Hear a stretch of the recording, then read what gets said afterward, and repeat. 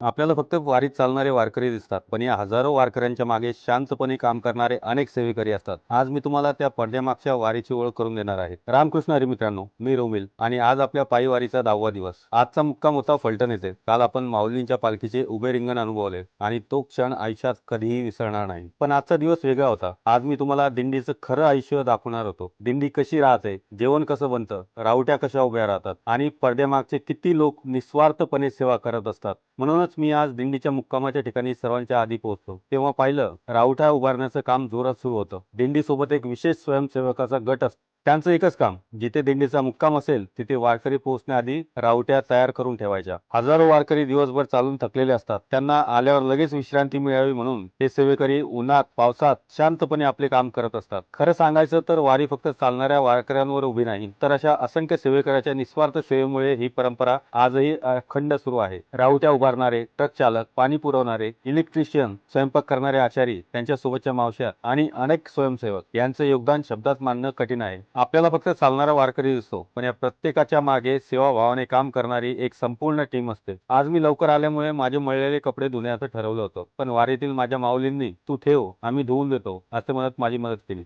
तो क्षण मनाला खूप भावला. वारीत चालता चालता एक वेगळंच कुटुंब तयार होतं. रक्ताचं नातं नसतं, पण माणुसकीचं नातं मात्र खूप घट्ट होतं. संध्याकाळी दिंडी मुक्कामाच्या ठिकाणी पोहोचली. सर्वांनी अंघोळ करून हरिपाठासाठी तयारी केली. हरिपाठ झाला, त्यानंतर कीर्तन आणि मग हरिनामाच्या गजरात संपूर्ण वातावरण भक्तिमय झालं. रोजचा हा क्रम, रोजचा हा उत्साह आणि रोजचं हे सामूहिक भक्तीचं रूप मनाला वेगळीच ऊर्जा देतं. माझ्यासाठी वारी म्हणजे फक्त पायी चालणं नाही, तर सेवा, शिस्त, सहकार्य, समर्पण आणि माणुसकी शिकवणारी एक चालती बोलती जीवनशाळा आहे. उद्या पुन्हा एका नव्या टप्प्यासाठी आपण निघणार आहोत. तोपर्यंत रामकृष्ण हरी.